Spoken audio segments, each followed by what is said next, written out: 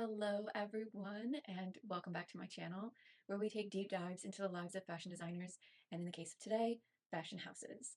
I'm Lolly, and if you love fashion, talking about fashion, or even interested in learning more about fashion designers, their life, their work, the drama in between, and how it all seemingly connects, then this is definitely the place for you. So welcome everyone. I'm so happy to be here today with another designer series, a series so big that I've contemplated not doing it several times and have talked myself out of it for years. I've even considered backing out of it while writing this up, but here we are. Now through probably January-ish, we're going to be talking about Gucci, or more specifically, the House of Gucci. This time around, instead of focusing on one designer, we are going to be tackling one of the biggest fashion powerhouses of the last century, a house that has been home to so many now infamous designers. And today, well, not actually today, but in regards to the series, we will inevitably talk about how they've made it as designers at Gucci. Gucci has a very tumultuous history that is full of turmoil. It's absolute chaos.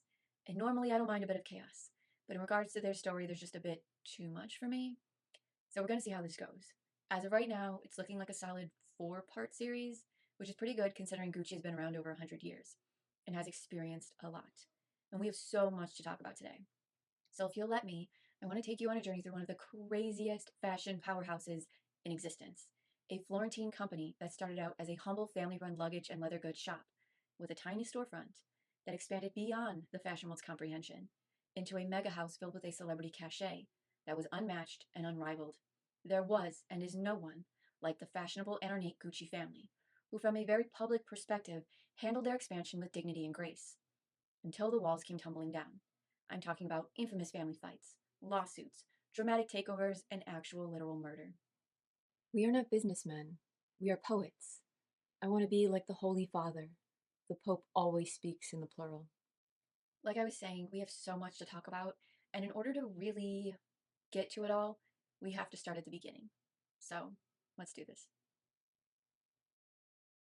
Guccio Giovanbattista Giacinto Dario Maria Gucci was born March 26, 1881 in Florence, Italy. He grew up working for his family's failing straw hat business, and at around 15 or 16 years old, he fled home for the coast of Italy, taking on a few odd jobs until he could earn passage on a boat set for London. His move to London was prompted by the rags to riches stories happening all throughout Britain during the 1890s, a period of frivolity often referred to as the naughty 90s. Think The Great Gatsby. Upon Guccio's arrival in 1897, he got a job at the renowned Savoy Hotel in London.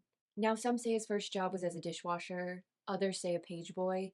You'll soon come to learn that this family likes to alter their history a bit, so either or both could be true. He could have started as a dishwasher and moved up. I just don't know. Nevertheless, working at the Savoy Hotel had a profound impact on him. It was the job that started it all. Being there, he learned English, French, and German, languages that helped him communicate with as many prominent and wealthy clients as possible. It was there he got to observe what guests wore, how they moved about, and how their personal possessions were worn like a badge of social eminence. He came to admire and love quality leather goods and bags. And he worked there for around 4 years until the Anglo-Boer War broke out, which created political upheaval in London, and that is when Guccio Gucci headed back home to Florence. And upon his arrival home, Guccio quickly fell in love with Ida Calvelli, a single mother working as a seamstress in Florence. And it was actually pretty scandalous. Guccio was 21 and Ida was 24, but the biggest issue wasn't their age. It was the fact that Ida already had a 4-year-old son, Ugo, out of wedlock after the father had died unexpectedly. But Guccio didn't care. They very quickly married, and Guccio went on to adopt her son Ugo, which was the biggest scandal of all, because the Guccis were Roman Catholic, so this was like blasphemy. But again, Guccio didn't care. He loved Ida, and he was going to accept her child regardless of what anyone else thought. The couple would go on to have 5 more children. Grimalda, Enzo, who actually died fairly young, so we're not going to talk about him, Aldo, Vasco, and Rodolfo. The Gucci family lived a relatively normal life. Guccio worked selling antiques and then at a leather firm called Boto, where he learned the basics of the trade. That is until 1915 when World War I broke out and he was drafted. He worked as a transport driver until 1918 when the war finally ended. And upon his arrival home, Guccio set out to rebuild his life. He found a job at Franzi, a Milan leather goods manufacturer who had cornered the Italian luggage market. And there he learned the basics of the business. how to discriminate in the selection of rawhides, the curing and tanning processes, simple tricks, and the idiosyncrasies of working with different weights and types of leathers. He dedicated so much time to learning that within a year he was appointed manager of the firm's branch in Rome. However, the Gucci family never relocated. Ida refused to relocate her children, so Guccio traveled to Rome to work 4 to 5 days out of the week and then would travel home to Florence to spend the weekends with his family. Obviously, this wasn't a very ideal situation, so Guccio began to form a plan. He told Ida that he wanted to go out on his own and open up a shop that their kids could help run. And on a Sunday in 1921, by a stroke of luck, Ida and Guccio were on a stroll through Florence when they found the perfect place. But in order to open up shop, Guccio needed to bring on a partner. This partner's name was Calzolari, and with him involved, they opened up a shop in the Oltrarno district, a neighborhood of the city's richest noble families, at 7 Via della Vigna Nuova. The store, named Vallegeria Guccio Gucci, and later renamed Azienda Individuale Guccio Gucci, was perfectly placed within walking distance of the famous Ponte Vecchio, the cafes, and the fashion district on Via dei Tornabuoni, an area with fancy restaurants with long established histories, like Cafe Giacosa, which crafted the famous Negroni cocktail. The storefront was in the perfect location and was rumored to have been filled with suitcases, handbags, briefcases, and trunks, stacked floor to ceiling, made of leathers from Germany. The Gucci family sought leathers from Germany because they were cheaper, and Guccio knew how to enhance the cheaper leathers with skilled dyeing and treating techniques, and every single product carried the first Gucci insignia, a tiny image of a page boy carrying a suitcase. It was an obvious nod to Guccio's humble beginnings at the Savoy Hotel. However, the family would later change the insignia and alter their family history, but we'll talk more about that later. Guccio knew that in order for his business to survive, quality had to be paramount, and so he focused on durability, and it was said that he would literally jump up and down on his suitcases in front of customers to demonstrate just how sturdy they were. And to make some extra money, Guccio set up a workshop behind the store where he would repair luggage of all brands that had been damaged during their journeys, whether it be broken straps or polishing out ugly scratches. This was a service not many leather houses specialized in, but Guccio knew about these problems from his days at the Savoy, and so he took full advantage. And as the business grew, Guccio's children were expected to work. Grimalda, the oldest and eldest daughter, worked behind the counter, at the register, and on the floor, while Aldo and Vasco were delivery boys. When they weren't at school, they were riding their bikes around delivering and picking up orders, while Rodolfo, nicknamed Fofo, the youngest Gucci, refused to work at Guccio Gucci, telling his father, "I wasn't born to be a shopkeeper." He had his sights set on a different dream, and that was becoming an actor. And at 17 years old, he was offered a part in a film and quickly made a name for himself. His stage name was Maurizio de Ancora, and he wouldn't help within the company until later in life, while Grimalda, Aldo, and Vasco were there from the beginning. And I'm sure you're wondering where Ugo fits into all of this. Ugo had a very hard time falling in line and following Guccio's strict rules. In fact, he grew up pushing and breaking the rules Guccio had set. He lacked Guccio's drive, and by the time Guccio opened up shop, Ugo was around 20 years old, and he really had no interest in the business. And it was said that when he was in the shop, he disrupted everyone. So Guccio went out of his way to secure Ugo a job with a wealthy client. The job paid a decent amount of money, and Ugo began boasting and bragging about how much money he was making, which was a lie, but no one knew that at the time. So Guccio, thinking Ugo was in this really good place financially, asked to borrow money from him. His plan was to buy out his business partner, Calzolari, who Guccio quickly grew to hate, because Calzolari would check and cross-check the week's costs, accounts, and earnings, demanding to know why certain items cost so much, why an item hadn't been marked up to provide the profits required, and it was said that he would come in every night and count the money. I don't think he ever did anything wrong. I think this was a man who just really wanted to be a part of the business, and Guccio wanted to have complete ownership of the shop. He didn't want anyone else involved, and so he went to Ugo to lend him 25,000 lira to buy Calzolari out. And Ugo agreed, even though he didn't actually have the money. So what did Ugo do? He decided to steal a large sum of money from his boss, which was Guccio's wealthy client. He gave Guccio the money he promised him, and then he ran off with his mistress, leaving his wife at home for 3 weeks alone. Obviously, Guccio's client found out about this, and he went to Guccio, told him what Ugo had done, and Guccio was pissed. He ended up having to repay the client himself and ended up paying back more in interest. But he did try to help Ugo. He did try to bring him back into the shop. But then Ugo went and joined Italian dictator Mussolini's fascist party, the Black Shirt Bullies, who would parade all around Italy enforcing Mussolini's policies. It was said that he carried around a gun that he would show off quite frequently, and when he found himself stuck behind a truck or some farm lorry, he would simply shoot out their rear tires and pass them laughing. His cruelty earned him the nickname Il Prepotente, or the bully, as well as a promotion within the party, first as mayor of a Florence suburb, and then as political secretary over the rural area where his old boss and Guccio's wealthy client lived. Ugo's newfound power within the fascist police party allowed him to enter homes, ask for meals, and terrorize anyone he pleased, which included his old boss as well as Guccio's neighbors. Between the stealing, joining the fascist party, and disrupting the lives of the working class people of Florence, his familial relationship with the Guccis was strained permanently. And so that really left the store to be run by Guccio, Aldo, Vasco, and Grimalda. However, Guccio Gucci wasn't a very easy person to get along with.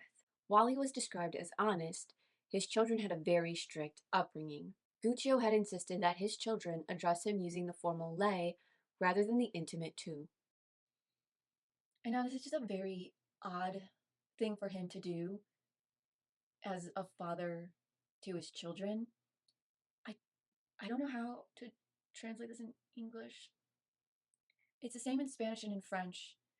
It's when you're talking to somebody that you don't know, or somebody like a higher status or position than you, like an adult, an elder, a boss.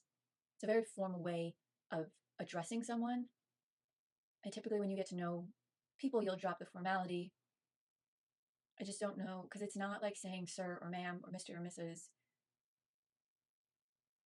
It's just a very formal thing to use, especially as children to their father. It creates a distance between them, like a lack of intimacy, so to speak. I don't know how that would translate here in English.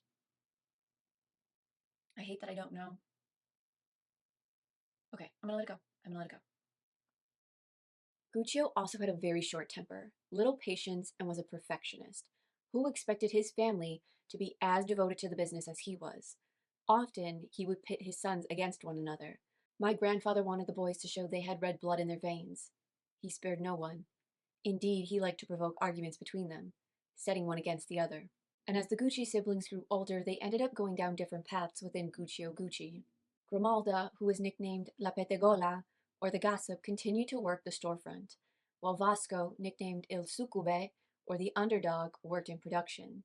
Vasco was a man who really liked to work behind the scenes.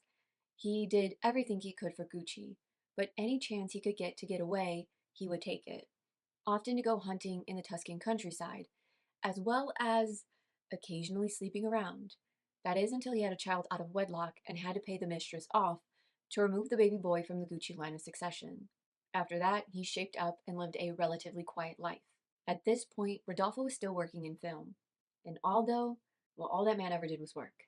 Work, work, work, and work. With Guccio saying, he was the one I never had to push, but to pull back. And that is why he gained the bulk of his father's trust over the years, and is one of the only reasons Gucci survived the 1900s. That and Grimalda. See, in 1924, after a few years in business, the company was on the brink of bankruptcy. Guccio owed his suppliers, who were demanding repayment on his credits, and clients weren't paying him what they owed him. He simply didn't have the money to pay the bills, and so one night he informed his family that unless a miracle happened, they wouldn't be able to stay open another day. Grimalda's fiance recounts this event, saying when he walked into the shop that was usually still busy around closing, the doors were shuttered and everything was dark.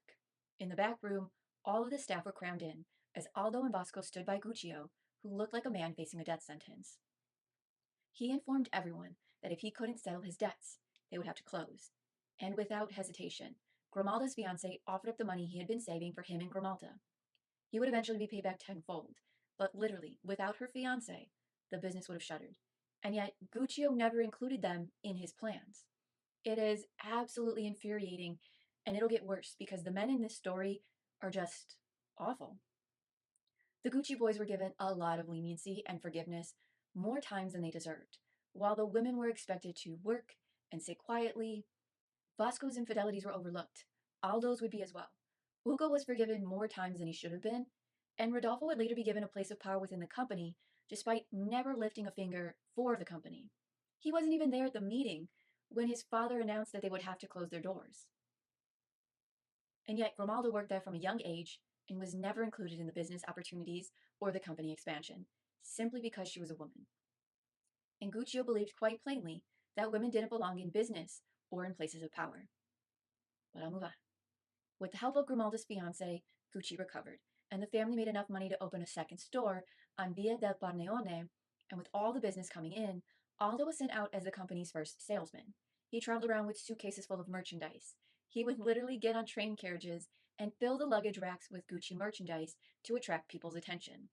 His innate arrogance was often overlooked because of his Italian charm, and Aldo reveled in it. Traveling allowed him to explore his wanderlust and explore relationships with various women. However, his escapades didn't last long because in 1927 he met young Englishwoman Olwen Price, and he fell in love with her immediately. He loved her adventurous spirit, and the two of them would often escape to the Tuscan countryside for amorous retreats, which eventually led to an unexpected pregnancy. Shocker. When Aldo was informed, he promised to marry Olwen to preserve her virtue and also because he loved her, with Grimalda saying he was crazy about her and told me he'd never been more in love in his life.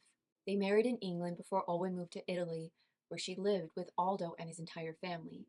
It was a very difficult move as she wasn't exactly welcomed into the Gucci family, nor did she fit in, with Grimalda going on to say she didn't get on here, not with any of us, and she was so possessive of Aldo that there were bound to be problems. It was said that Olwen had a hard time following Guccio's strict rules.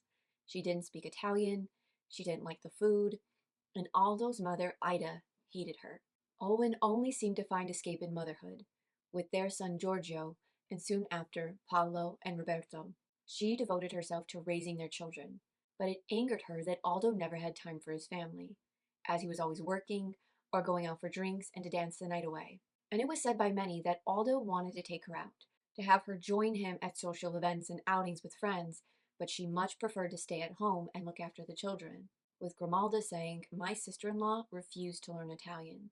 And even now, it's a strain to listen to her on the phone. But I'm not saying she is not a good person. Very well brought up and all that. In my opinion, she sacrificed herself for her boys. There's no doubt she was a fine mother. But Aldo is not the kind of man to be held down like that. There were sales reps to be entertained and travel to other cities. He told me he would have been happy to take Owen with him on those trips, but she wouldn't leave the children. And despite his adventurous nature, Aldo did everything he could to support his family.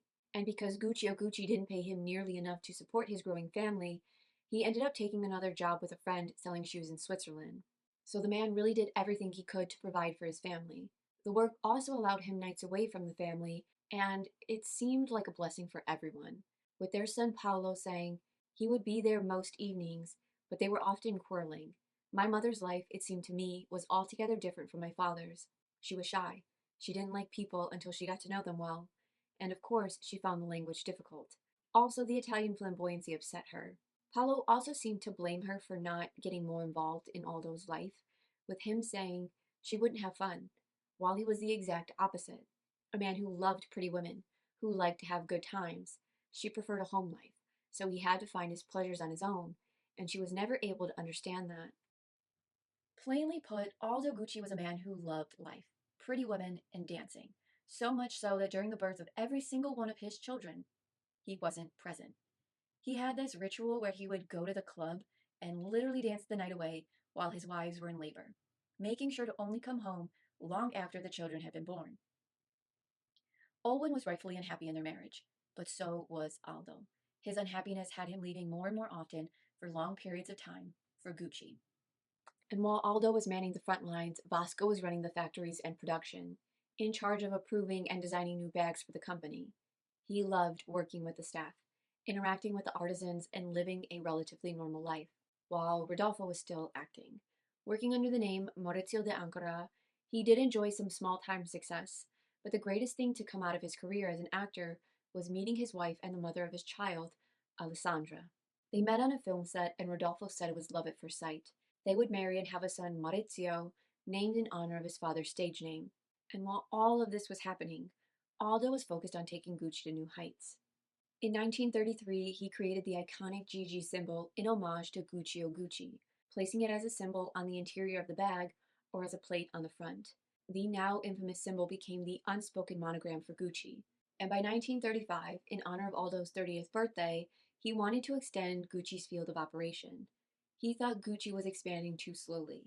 He knew most of their customers were coming from abroad, and he wanted to tap into that market. He wanted to expand into different countries. But Gucci thought it was too risky. Aldo did, however, manage to convince him to open up a storefront in Rome, long before Rome was known for La Dolce Vita. Aldo saw its glamour, and of course, the rich people who spent their money there. And it was he alone who assumed the entire risk of expansion. Guccio stayed out of it, Grimalda didn't really have a say in any business decisions, and Vasco urged caution, as he was far too comfortable with his life and terrified of losing money. And thankfully, Aldo didn't listen to any of them, because the Rome store is what ultimately kept Gucci alive during the 1940s.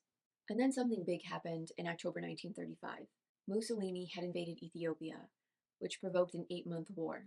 And in response, 52 countries in the League of Nations imposed trade sanctions on Italy and refused to sell to them. That included Germany, which meant that Gucci had lost access to their leather supply, and this set forth the future tone of the business. Aldo, ever the resourceful businessman, went into action trying to find new suppliers, and he was able to source this high grade, very expensive calfskin from the Sante Croce quarter of Florence. The calfskin known as cuoio grasso came from veal calves specially raised in the lush Via de Chiana and fed in stalls to avoid abrasions to their hides. The skins were cured on the outside and treated with fishbone grease to make them soft, smooth, and supple, which allowed for scratches to disappear with a swipe of a finger. And because the leather was so expensive, Aldo knew he had to be frugal with it, so he began sourcing other materials like jute, rope, linen, and Naples hemp, or as it's sometimes referred to as canapa, to supplement the leather. And the canapa or Naples hemp became a crucial element to the business, as was how Gucci began to develop their canvases, which further went on to aid in the development of the house's first signature print, the Rombi design, which was a precursor to the infamous GG print and is a series of small interlocking dots in a diamond shape printed in dark brown across a natural tan background. Eventually, Aldo would go on to use that same canvas and the Rombi design in the development of the GG monogram. And by 1937, the Guccis had expanded the business to include ladies' handbags and accessories like gloves, belts, and wallets to help generate more income, which allowed Aldo to finally get the Rome store he wanted up and running in September 1938 on 21 Via Condotti. The store opened 1 year before World War II broke out, and it was said to be the ultimate sign of wealth in the city. With its 2 floors and double glass doors that had ivory handles that were carved into the shape of olives stacked on top of one another, which were said to be an exact copy of the original handles on the door of the store on Via della Vigna Nuova. And funny enough, olives seemed to be one of Gucci's first symbols. The store became the go-to for anyone in need of a status symbol. It was a major success, but by the following year, the Gucci family was split up. Aldo, Owen, and their sons were in Rome, Vasco was in Florence at the factories, Guccio was in Florence with Ida, and Rodolfo was working in the Armed Forces Entertainment Unit. Rome was said to be considered an open city by the Allies, so no bombs were to fall on it. And for a while, Aldo and his family lived in somewhat peace. The boys went to school, came home, and would run errands for the shop. And while other children were getting accustomed to rationing, the Gucci home was filled with stacks of butter and other foods that were hard to obtain during the war. And this was because of Olwen, who through an Irish priest, Father Hickey, helped Allied prisoners escape during the war. The Gucci home became a passing point. Olwen would take in all the men sent to her, hide them in her home until the nuns could come for them, and at one point, she had the nuns of the Church of San Carlo in Rome disguise 25 soldiers as peasants to aid in their escape. And it was through her work and her connections that allowed her to help the Gucci family a lot through the war. Like Rodolfo, who she was able to help when he found himself stranded in Venice. He was incredibly broke to the point that he was facing imprisonment, and he wrote to his family of his plights. But the family couldn't do anything to help him. But Olwen could, and she did. She arranged for some priests to give them gasoline for their Fiat and got an English commander in Florence to provide her the necessary permits to travel across Italy. And a Welsh officer also went with Aldo as a safeguard as he traveled across Venice to find Rodolfo. And after Aldo settled Rodolfo's debts, he was safely rescued, but his career and his life were in ruins. Olwen Price did so much for that family and for England, but she was very secretive. Her children weren't even aware of her role in the war until their uncle Ugo, who was fighting on the side of Mussolini, was captured as a POW. And just like Rodolfo, he sent letters to the family pleading for help. He complained of ill treatment, starvation, and the lack of minimal comfort. But again, no one in the Gucci family could do anything. But Owen seemed to take pity on him. She knew one of the officers at the POW camp, and she made a very strong appeal for Ugo, which seemed to make his life as a POW more bearable, until he was eventually freed. For her efforts in the war, the government gave Owen an award for her bravery. And though she helped the Gucci family so much during the war, her marriage to Aldo was over and done. They were seemingly locked in a loveless marriage because divorce was considered a direct violation of the Catholic Church, and that could have resulted in them being arrested. So they stayed married but separated. And I'm not sure if Olwen ever took up another partner, but Aldo did. And yet he never made any of his relationships public except for one, which we will talk about in a little bit. And despite being locked in a loveless marriage and being separated, Aldo did everything he could to take care of her, even after their sons grew up and moved out of the house. He moved her into various apartments, he bought her a house, and he gave her gifts every year for her birthday and on holiday. And as the boys grew up and got older, just like their father, Aldo began grooming them to take their rightful place in the Gucci dynasty, fostering the same competition Guccio set out for his sons. But during the last few months of World War II, Rome became unsafe. Bombings were happening on the outskirts, and Aldo got his family out of there. He moved them to the countryside and closed down Guccio Gucci. But with the war growing uglier and the death toll rising, the Italian government was trying to show face, to show that Rome was safe. And in order to make the city look prosperous, they summoned Aldo Gucci before city council and ordered him to reopen Guccio Gucci.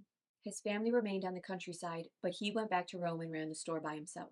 And that became a blessing for the entire Gucci family, because when World War II was over in 1945, the Rome stores were where everyone went. Florence took a long time to recover after the war, but in Rome, soldiers were spending and buying anything and everything they could to take home with them. You see, after the war, Ugo's wartime activities were being questioned, obviously because he was a part of the fascist party, and it had been decreed by the new democratic Italian government that all persons involved in the fascist party would forfeit possessions and properties acquired during the war. And as Ugo was a Gucci, he stood in direct succession to Guccio Gucci, and everyone became worried that Ugo's shares of Gucci would be seized by the government. So Guccio offered Ugo land and a large sum of money in exchange for his shares, which Ugo accepted, and when he died in 1973, the three brothers sought and obtained legal ratifications of Ugo's illegitimacy, making it impossible for his family to claim any part of the Guccio Gucci fortune. As well, after the war, Rodolfo's acting career was over and done.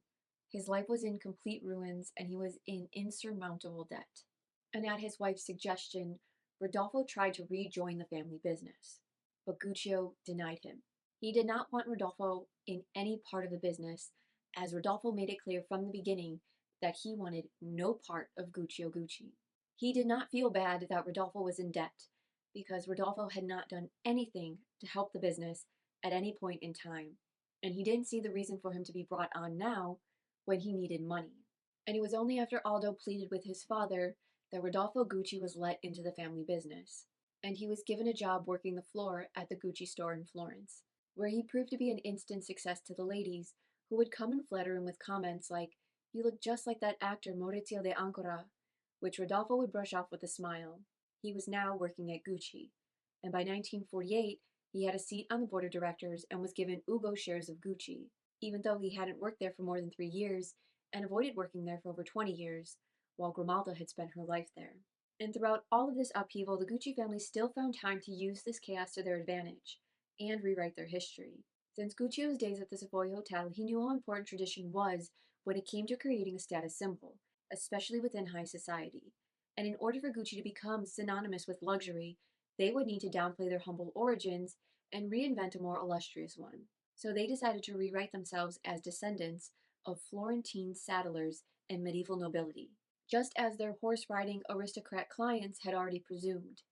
Gucci bags already had this equestrian look to them that symbolized style and class. They were using the colors of the stable yards and the hunting fields in the shade of Italy's mastheads, which were taken from girth straps, which were bands of red and green. They were dyeing things in blue and white to resemble jockey silks, and using a variety of hardware in the shape of horse brasses and harnesses, as well as using a double stitching that was often found on the finest leather saddles. The original page boy crest was thrown out, and a new and improved crest was made, a shield, beneath a noble knight in armor, holding suitcases alongside a rose and a wheel. And thus, the myth was born. In 1980, Maurizio Gucci said, "My grandfather began the leitmotif of the horse. Always. Everything had to do with the stable, the saddle straps, brindles, harness, and so on. His style was to suggest old world aristocracy, which was what he lived up to in his personal life. Always the finest shirts, the most perfectly pressed clothes, and so on.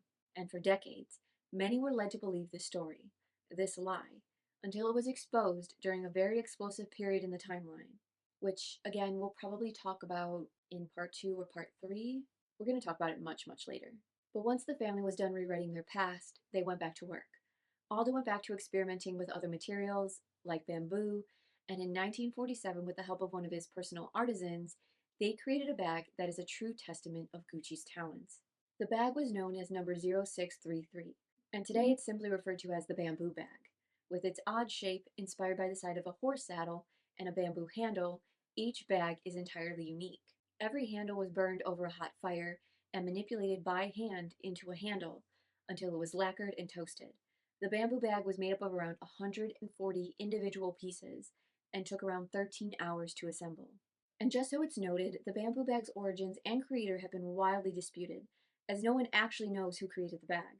Some say it was Vasco, some say it's still unknown, but many presume it to be Aldo, as he was constantly experimenting with new materials, always focused on bringing newer, cheaper materials in to offset the expensive leathers he was using and experimenting with. In spring 1949, Aldo attended a trade show where a supplier was selling these butter soft ginger and brindle pigskin hides, and Aldo commissioned several skins from this man in a variety of colors to test new bag ideas. But by some mishap in the dyeing process, most of these skins came out spotted. This accidental batch was written off by the supplier as ugly and worthless, but Aldo saw its rarity, and this would go on to become a signature skin for the company and a great defense against counterfeits, as it was extremely hard to produce. Gucci under Aldo was a major success. Their success meant that skilled workers were begging to work with them, and it was a coveted job. Workers were divided into two categories. Some specialized in preparing the hides, which meant scraping down the insides, cleaning them, and making the seams thinner and easier to stitch, while the artisans were hired to assemble the bags. Both were highly requested and regarded jobs within the company. But being an artisan was a step above, because these workers were responsible for the products from start to finish. Each artisan who assembled the bags was given their own identifying number that would be stamped into all the bags they created to ensure the highest possible standards were met and kept with every product. And since most of these bags were highly complex, consisting of over 100 plus pieces, and taking well over 10 hours to make, it was paramount for Gucci to keep quality high, and these identifying stamps ensured that if anything came back faulted, it could be traced back to the individual artisan who made it. And the Gucci family took great pride and value in every single member of their team. Aldo, Vasco, Rodolfo, and Guccio established friendly and personal relationships with the teams they worked with. And because Vasco was in charge of production in the factories, he knew every worker by name, their children, their problems, and their joys. And if workers needed help in any way, like buying a car or putting a payment on a house, the Gucci family would help them in any way they could. It really was the ideal place to work. Florence loved Gucci. Florence held Gucci in high regard. A job at Gucci was a dream for so many in Florence, and this close knit dynamic allowed the family to really excel. In 1950, they opened a new storefront in Milan at 7 Via Monte Napoleone on Milan's most fashionable street, and business boomed. After the war, Gucci became everything to people. One person said Gucci was one of the first status symbols to come out of Europe. After so many years of not having things, people really wanted to show off. People felt with Gucci they were really getting quality for the money. But it wasn't just rich, high society customers fueling Gucci's success. It was actually and primarily American and British soldiers who were stationed in Rome and Milan after the war, who were buying up Gucci to take home with them. And it's because of these soldiers that Gucci popularized the suitor suitcase, a Gucci canopy that had hangers fitted inside to easily transport uniforms. And for the last 5 years after the war, American and British soldiers who had returned from Italy were now actively seeking out Italian leather goods. Aldo, who traveled quite frequently for Gucci, knew there was a lot of demand in other countries, and he wanted to seize upon it, but Gucci was totally against it. Guccio shot down every one of Aldo's ideas, in the same theatrical way, by reaching into his left pants pocket, pulling out an empty hand, and saying, "Do you have the money? If you have the money, you can do what you want. Risk your neck if you must, but don't expect me to pay for it. Go to the bank if you must. See if they'll stick their necks out for you. You may be right. After all, I am an old man. I am old-fashioned enough to believe that the best vegetables come from your own garden." And that's really all Aldo needed to hear. For Guccio to tell him to go to the banks was Guccio's approval, because even though Guccio shot down every single one of Aldo's ideas, by telling him to go to the bank, that was his way of saying, go ahead, because he would always allow the banks to approve Aldo's ideas. As much as they fought, Guccio believed in Aldo's decisions. Out of all of his children, Aldo cared about Gucci as much as Guccio did, and that is why he didn't wait for his father's approval, because it was never going to come, and Aldo would rather ask for forgiveness after the fact. He wasn't going to miss his chance, and in 1952 he booked passage on a boat for New York City. For Aldo, New York City was everything he had ever dreamed of. Skyscrapers and cars zooming in all directions. It absolutely inspired him. The city oozed with enthusiasm and commerce, and Aldo was in love. He spent his days walking around the city, scouting locations for the first US Gucci store, ultimately settling on a ground floor location at his hotel, the Savoy Plaza. And with both of his brothers' approval, Aldo incorporated the first Gucci company in America, granting them the rights to the Gucci trademark. And when Guccio found out about this, he was furious. He called them irresponsible and foolish. He even threatened to cut Aldo off. But Aldo didn't blink. He knew this was the right move, and eventually he would persuade his father to see his vision, and even convince him to visit New York. And in the end, he was so happy that he claimed publicly that it was his idea to bring Gucci to America. The store opened December 18th, 1952, and just 15 days later, a proud Guccio Gucci suddenly passed away at 71 years old on January 2nd, 1953. The founder was dead, but the public wasn't worried. Florence wasn't worried. Everyone just presumed that Aldo Gucci was now in charge. And Guccio Gucci had been spared the bitter family drama that would slowly unravel this grandiose Florentine family. But Guccio wasn't innocent in all of this. He had long instilled competition and jealousy between his sons, who never stood a chance, raised stubborn and always ready to one up each other. He also created a rift between brothers and sister. At the reading of Guccio's will, it was discovered that he had excluded his eldest and only daughter Grimalda from any inheritance in the Guccio Gucci company, solely because she was a woman. Again, despite having worked there her entire life and her husband saving the company, she was only given some land and a bit of money. It was an absolute slap in the face. She didn't want money or land. She wanted to be a part of the company she had devoted her life to, saying, "What I really wanted was a part in the development of the company. I had seen it grow from nothing." And she tried to reason with her brothers. She even had to take them to court to fight the unfair division, but somewhere along the way, she messed up and she signed some papers that she shouldn't have, and her brother's lawyers crushed her. They too didn't feel like she deserved any part of the company, which left her extremely bitter. And funny enough, in 1987, it was Grimalda who informed the world that Gucci rewrote their history. And it serves them right. At some point in the future, when Maurizio Gucci took over, he would go to his aunt Grimalda and settle her debts, agreeing to pay her 5 million lira a year for the remainder of her life, which is the only sweet thing anybody ever did for her. On the other side of it, Aldo felt freed by his father's death, finally able to take control of a company he single-handedly grew. He was the driving force of the company. There wasn't anyone like him. He was unchallenged, bearing the weight of Gucci alone for decades. And even though Vasco worked in the factories designing, his work was often unrestricted. It was always total, complete, unplanned chaos.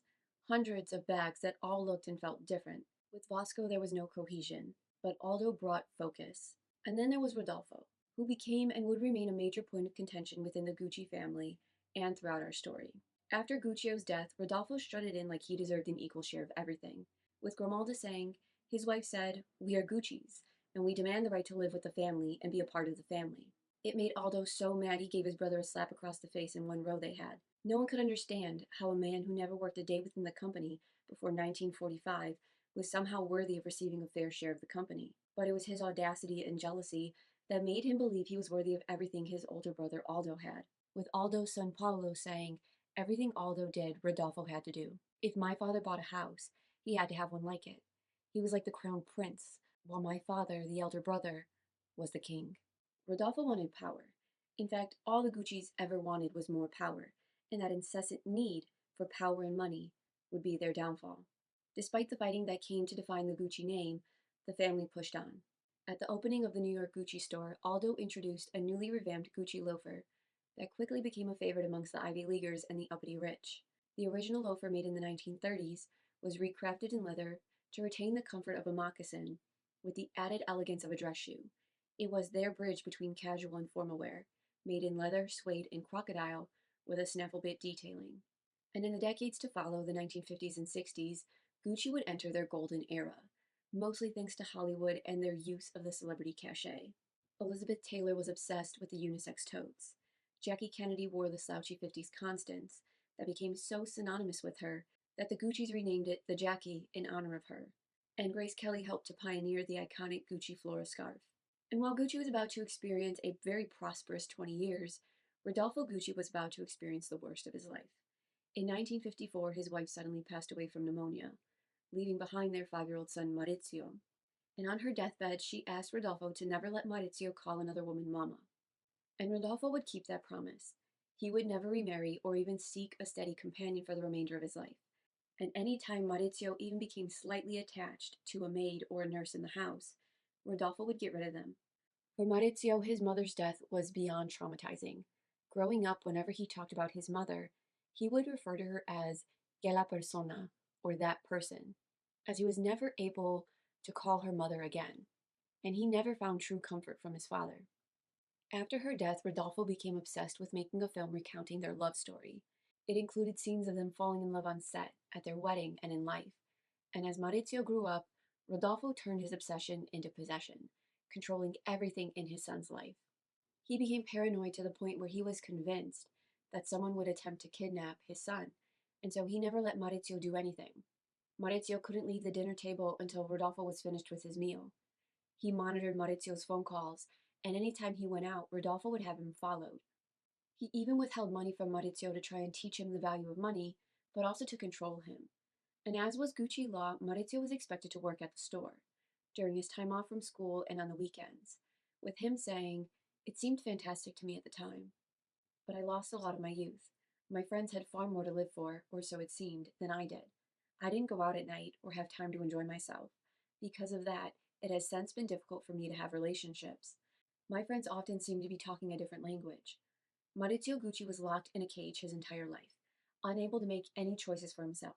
And for a long time, Maurizio just went along with it.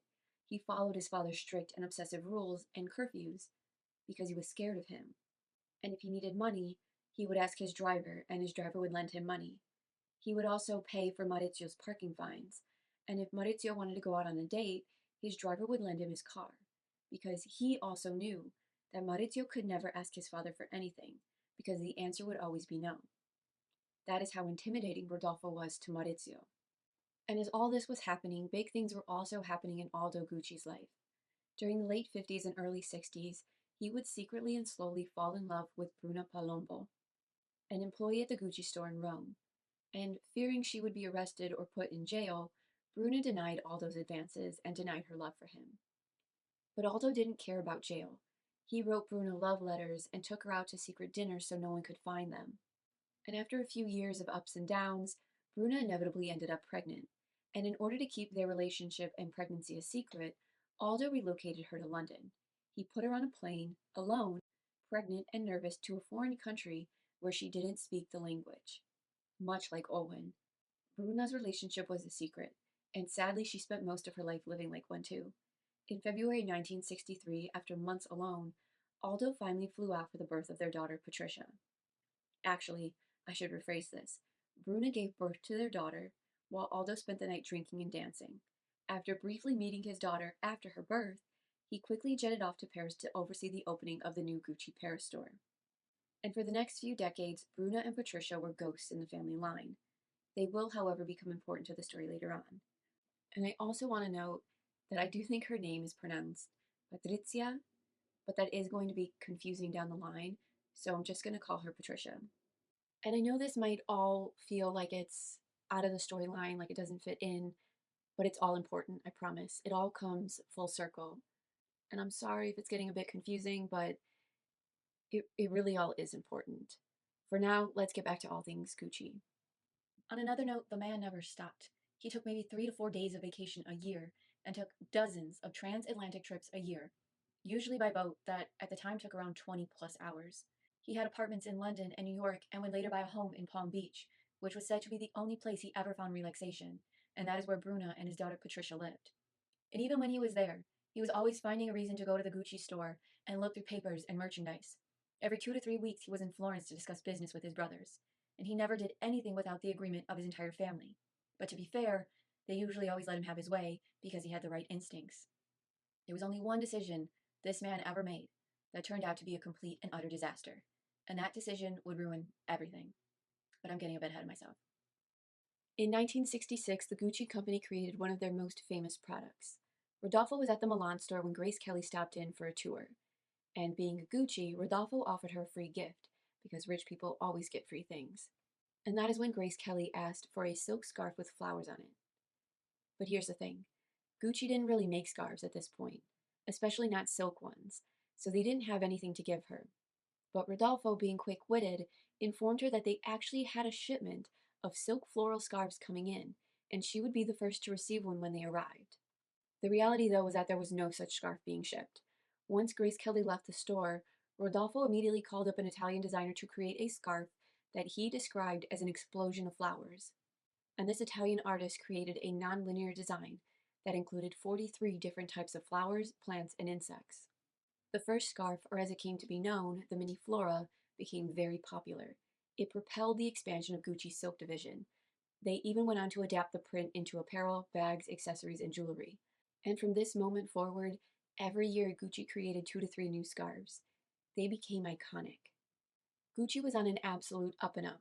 In 1968, the Gucci loafer was being remodeled in soft, supple leather trimmed with a horse bit.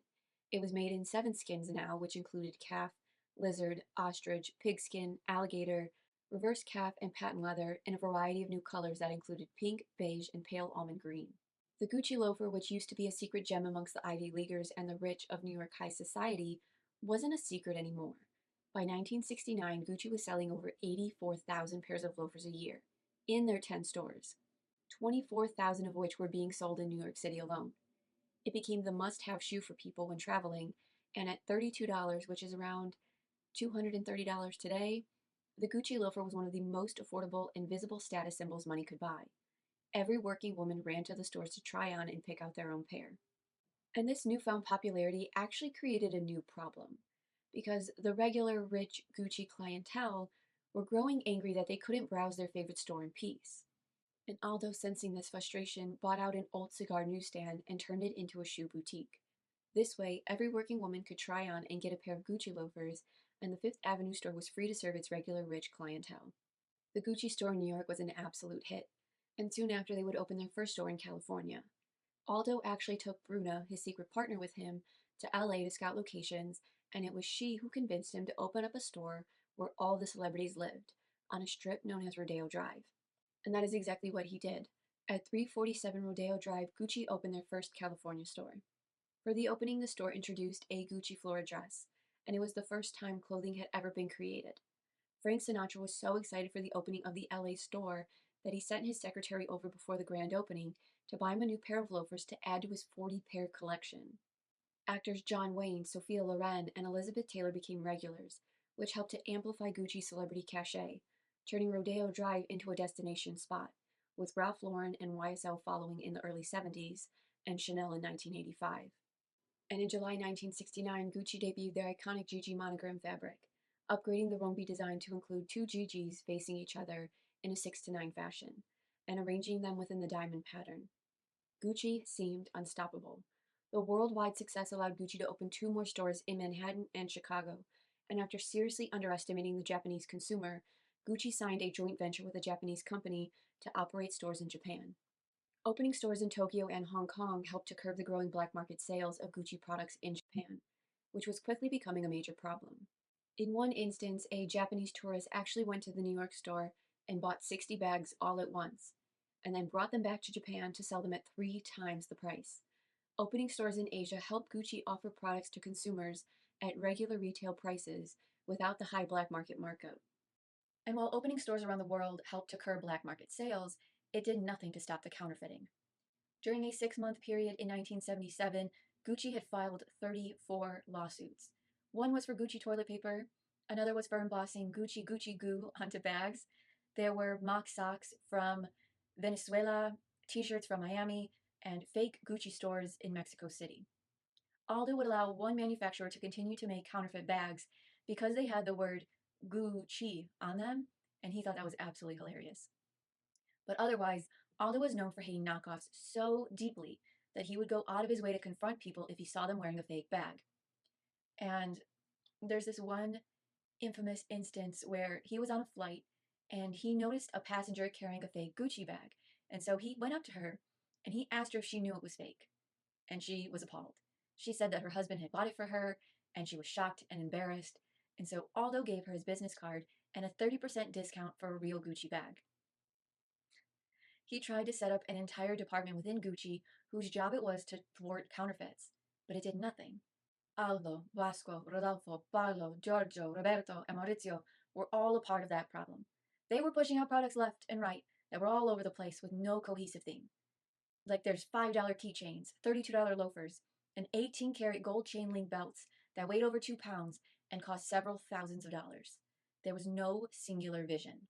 There was way too much happening. Gucci was simply all over the place. But Gucci counterfeits have long become a part of Gucci's history, so much so that Alessandro Michele actually went on to own and embrace the concept. But Gucci would go on to lose their glamour, and especially at this point in the story, it's primarily because of Aldo's sons. So let me explain. First, there's Roberto, nicknamed Sonny by Aldo, and Il Prete, or the priest, by Paolo, and he was the one Aldo relied on the most. He worked in New York for 10 years before moving back to Florence to establish the administration offices, showrooms at Gucci headquarters. He established a complaints office to handle customer problems. However, he was also the one to open the first Gucci franchise and is responsible for expanding Gucci's franchise division. And I know that doesn't make sense, but yes, Gucci did have franchises, especially during this time period. And then there was Giorgio, who was timid.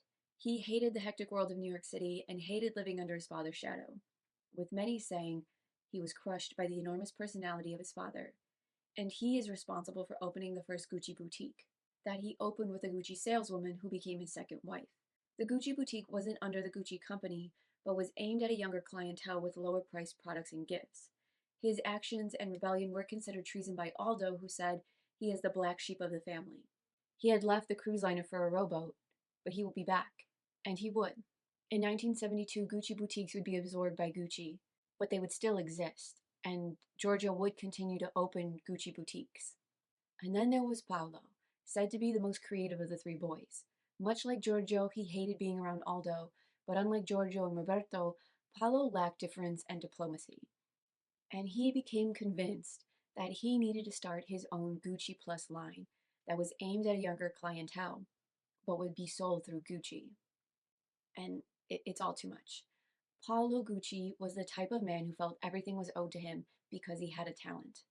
But here's the real tea. Paolo Gucci wasn't special. He was just another semi-talented, mediocre man. And Gucci was now battling Gucci stores, Gucci franchises, Gucci boutiques, and the potential Gucci Plus line. We are like an Italian trattoria. The whole family is in the kitchen. And so we are.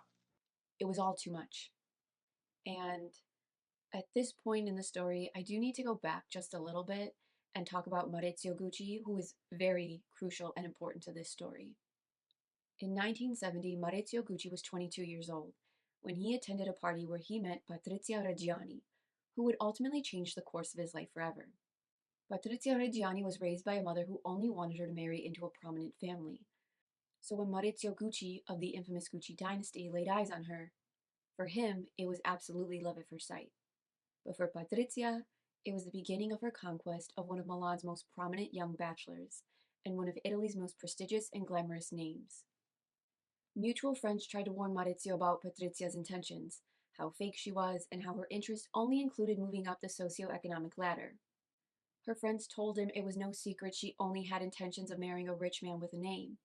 But Maurizio ignored all the warnings. He was smitten, head over heels. He simply couldn't get enough of Patrizia. and he tried to keep the relationship a secret from his father, who he knew would disapprove. Maurizio would eat dinner with his father every night, and then afterward pick up Patrizia and take her to dinner, eating 2 dinners just so he could see her, which is kind of sweet or whatever. But only after a few weeks, Rodolfo found out about the relationship and was livid. He spent Maurizio's entire life making sure he followed the path set out for him, which included Gucci, and he saw that path being destroyed. Because as Maurizio's relationship with Patrizia strengthened, his relationship with his father fell apart. And it didn't take long for Rodolfo to erupt. Just 6 weeks into Maurizio's relationship with Patrizia, she threw a party that Maurizio promised to attend. And when he didn't show up, she called him worried, but was shocked when he answered the phone and informed her that his father wouldn't let him go. Patrizia was so angry she told him to stand up for himself, as he was a grown man and should be able to go to a party. So after pleading with his father, Maurizio made his way to Patrizia's with the promise of coming home that evening. But he ended up having such a good time that he spent the night. And when he arrived home the following morning, a fight ensued between Maurizio and his father. Rodolfo warned Maurizio, "Be careful, Maurizio. I have received information about the girl. I do not like the sound of her at all. I am told she is vulgar and ambitious, a social climber who has nothing in mind but money. Maurizio, she is not the girl for you." And Maurizio told him, "Papa, I can't leave her. I love her." And Rodolfo snapped back, "Love? This isn't about love. This is about her wanting to get her hands on our money. But she won't. You must forget her. How about taking a nice trip to New York? You know how many women you'll meet there?" And Maurizio snapped back, "Ever since Mama died, you haven't thought of me at all. You've only cared about the business. You have never bothered to think about what mattered to me, what my feelings were. You just wanted me to be a robot who obeyed your orders. But this is it, Papa. I'm going to have Patrizia, whether you like it or not." And with that, Maurizio went to pack his bags. And as he left, Rodolfo screamed, "I will disinherit you. Do you hear me? You will not get a cent from me, and neither will she." So Maurizio, who had just left Patrizia's house, showed up back at her door only a few hours later with his suitcases, informing her that his father had just disinherited him. And for the next 2 years, Maurizio lived with Patrizia's family and worked with her father until he finished school. And a year into it, in 1972, Patrizia and Maurizio got married, and none of the Gucci family was in attendance. Rodolfo refused to accept their marriage. He even went to the Catholic Church and complained to the cardinal, begging them not to perform the ceremony. It would take another year and Patrizia reaching out to Aldo for Maurizio and Rodolfo to mend their relationship. After 2 years and a marriage, the two men greeted each other like nothing had ever happened. Aldo brought them back together with the promise of helping Maurizio get back on track. Aldo had made it known quite publicly that he was looking for a successor, because his sons couldn't be spared from their functions within the business, and he was now looking toward Maurizio. So we had Maurizio and Patrizia move to New York to work under and learn from him. But from the moment they arrived, Patrizia was unhappy with everything. She hated their modest apartment. She told Maurizio they were living like peasants, and went around to Aldo and Rodolfo begging them to buy the couple a penthouse. Aldo brushed her off, but Rodolfo ended up buying them a penthouse, partially as it was an Italian custom, and partially because he felt guilty for not attending their wedding. He would also go on to gift them a second penthouse, a house in Connecticut, and a duplex in Milan. Patrizia felt these gifts or houses were her reward from Rodolfo for all the work she had done raising Maurizio during the father-son estrangement. However, what Patrizia didn't know was that every single house and gift that Rodolfo had gifted them was titled to an offshore family holding company, which is common practice in rich families. It's a way to prevent the escape of family wealth, which meant that they weren't owned by Patrizia or Maurizio, and Patrizia didn't know that. She was too busy raising their daughters. She wasn't a woman scorned just yet. For now, she was happy. Her relationship with Maurizio was strong. They were completely faithful to one another, with Maurizio doting on her with gifts and smothering her with attention. Everything was fine. For the most part, everything seemed to be going back to normal. It was as though the Gucci family had reined all the chaos in, for now at least. Aldo was busy expanding Gucci, always on the lookout for a new venture. And in 1972, yes, that would become important later, he launched Gucci Perfumes, a separate company with his sons as directors. And he actually went to his brothers first, but Rodolfo and Bosco didn't see the reason for the company, so they only received a small portion of it. But his most lucrative investment was in Gucci timepieces. The idea for Gucci watches actually came from Severin Wunderman, who had been all over New York visiting with Cartier, Von Cleef, and Gucci to see if anyone would be interested in working with him. And I'm not exactly sure of the whole story, but essentially, Wunderman was outside Gucci headquarters, and he was trying to get a hold of Gucci representatives by phone, but he ended up accidentally calling Aldo Gucci's personal and direct line. And the pair ended up getting into this heated conversation.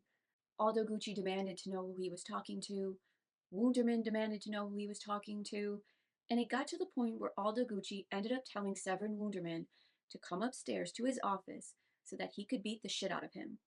So Severin Wunderman made his way upstairs to Aldo Gucci's office, and the two grabbed each other by the front of their shirts and immediately started laughing. After that, Wunderman and Aldo negotiated a deal. Severin Wunderman's company would manufacture watches under a Gucci licensing agreement, and it became the most lucrative asset under the Gucci name.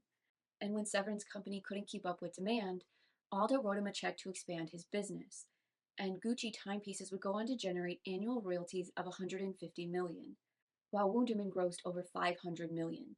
And the Gucci Model 2000 watch actually earned Gucci a Guinness Book of World Records for selling more than 1 million units in 2 years. Aldo would also go on to create the Gucci Accessories Collection, or the GAC as we'll call it. This business gave him more control over the company and allowed him to develop and distribute a new line of cosmetic bags, totes, and other items made of canvas with the GG monogramming. And these items were only found in department stores and in cosmetic collections. The GAC did so well that it started making more money than the actual Gucci stores because they were cheaper to produce and could be sold in larger quantities. The GAC without a doubt extended Gucci's customer reach. And while it was a major success, at first at least, the GAC, or Gucci Accessories Collection, would go on to become a destabilizing force of the business. Soon after creating the GAC, or Gucci Accessories Collection, Aldo went on to design a $20,000 Cadillac Seville with GM. It was one of the first collaborations between a luxury brand and a car manufacturer. And in 1977, he opened the Gucci Galleria in Beverly Hills, and in 1980, they opened the Galleria in New York. They were said to be an oasis of opulence. When you walked in, on the walls hung 16th century paintings, like the Judgment of Paris in woven silks and wools, and The White Tree by Roy Lichtenstein. But to amp up the prestige, Gucci's most loyal top 5% of customers were given an 18-karat chiave de oro, or golden key, that unlocked a door in the gallery to a members-only area that included precious gems, limited edition jewelry, and exotic animal skin bags. The Galleria was an attempt to reinforce the Gucci cachet and to offer customers something aspirational. It really seemed like Gucci was at an all-time high. They could simply do no wrong. Quite literally, too. By the mid-70s, Gucci was in the press, and not in a particularly good way. Articles were being written about how Gucci staff were rude and known for their wild reputation. Aldo's early philosophy of the customer being right had evolved into a nightmare. Over the years, and I'm not sure why, Aldo adopted new policies to include no returns, refunds, or discounts. And if a customer paid by check, the customer would have to wait for the saleswoman to call the customer's bank to confirm that the funds were available to Gucci that day. And if not, the customer's merchandise would have to be held until the bank approved the check and Gucci received their money. That is so fucking egregious. But this didn't seem to enrage the customers as much as the siesta that Aldo had implemented from 12:30 to 1:30, where he had his entire staff eat their lunches together. And this is probably the only thing that actually makes sense, and I don't know why everybody was mad about this, but he did this to reduce slow service and to ensure that all staff was on the sales floor. American customers did not understand this, and they would line up outside in a fury. Despite their protests, the staff was not allowed to open the doors until exactly 1:30, and customers would stand in line and wait, enraged by the minute. And when customers would visit the store, especially during the holidays, they would leave irate over the rude staff who would make fun of them behind their backs and sometimes to their faces. In November 1975, Mimi Sheridan wrote an article calling Gucci the rudest store in town, saying Gucci's staff has mastered the art of the drop-dead put-down and the icy stare, flashing signs that the customer is unworthy. She questioned 25 regular Gucci customers, and only 3 were said to be treated courteously and pleasantly, but it was overall just accepted. And in some social circles, it became a popular form of gossip, like my Gucci horror story is more outrageous than yours. And Aldo really seemed to grasp the psychological mores of how the wealthy like to be treated. which is the same manner in which they treated those they perceived as socially inferior. And while this article feels like it could have been a disastrous situation, Aldo actually delighted in Sheridan's article and sent her a bouquet of flowers as a thank you. Completely deranged. But things were about to take a turn. On May 31st, 1974, at 67 years old, Vasco Gucci suddenly passed away from lung cancer. And his sudden death changed the power dynamics. In his will, he transferred his shares to his wife, who then sold them back to Aldo and Rodolfo. This meant the business was now 50-50. And for now, that was fine. Rodolfo took over production, and Aldo kept his role running Gucci America. But the chaos doesn't end here. It's only just beginning. After Vasco's death, Aldo sent his son Paolo to work on production of the factories under Rodolfo's supervision. And he was there for about 4 years until 1978, when he just couldn't take not being in control of the company anymore. He hated being under the supervision of his uncle and his father, and Rodolfo didn't like him either. So he sent Paolo back to New York to work under Aldo, who also scrutinized his every move. For instance, Paolo began stuffing bags on display with colored tissue paper, and Aldo would scold him as the colored paper would transfer onto the interior of the bags. Another time, Paolo sent back inventory that had arrived a little late and was scolded because it was a long-time supplier, and the two had a mutual understanding. Paolo had insulted both the supplier and Aldo by doing this. Neither Aldo nor Rodolfo could wrangle him in. They disagreed with everything he did. And Paolo grew tired of being second-guessed and questioned. He wanted to have full control and create his very own Gucci line called Gucci Plus, an apparel collection that would appeal to younger clientele. And to get what he wanted, he decided to essentially blackmail his family into giving him a higher paying job with a grander title. To blackmail them, he looked into the money. Paolo knew that the company had a turnover of $48 million, but had no profits on the books. Sales had surged as the factories worked at full speed, but there never seemed to be any money. And I don't mean that the company was broke or anything, there was just never enough money. There was never enough money for Paolo to get the bonus or the pay raise that he had wanted, which upset little Paolo because he wanted more money. He was greedy. He wanted everything. And he was going to do everything in his power to get what he wanted, which meant he would spend the next few years figuring out where all of Gucci's money went. And once he figures out where it all is, he will try to wield that information for his own personal gain. But he was too much of an idiot to fully comprehend what he was doing, which was destroying everything. Paolo Gucci was a brat. Plain and simple. They all were. Every last man in the Gucci line of succession was a spoiled brat. They all felt like they were owed more, and they weren't. The truth is that Aldo Gucci had spent his entire life dedicated to Gucci. He had been running that company for decades. By this point, he had done everything he could to make sure that Gucci lived on. But he wasn't an idiot, like Paolo. He knew he was getting older and thus needed to make sure that those around him, i.e., his sons, would be able to keep the company alive. So in the early 1980s, he did something major, which would later come back to haunt him. This was the decision he made that ruined everything. He gifted each of his 3 sons 3.3% of his 50% shares in Gucci. Later, 2 of his sons, Roberto and Giorgio, would receive 15%. He did this so that they could feel a little bit more comfortable making decisions, voting, and mastering boardroom meetings. This move, however, angered Rodolfo, who didn't like that Aldo's sons were now involved in the business. It also worried him that they would have more control than his only son Maurizio, who was set to inherit his 50% stake in Gucci. And I know it might not make sense, but for Rodolfo, it had less to do with power and more to do with money. His concerns were with the money. And what really made him nervous was Gucci Perfumes, the company Aldo had created with his sons as active directors, because that business was now making far more money than the actual company. And that really riled Rodolfo up, because again, it's all about money and power. When Gucci Perfumes was established, Rodolfo told Aldo that he didn't want any real part in it, so he only received 20% of the business, with the remainder being divided amongst Aldo and his sons.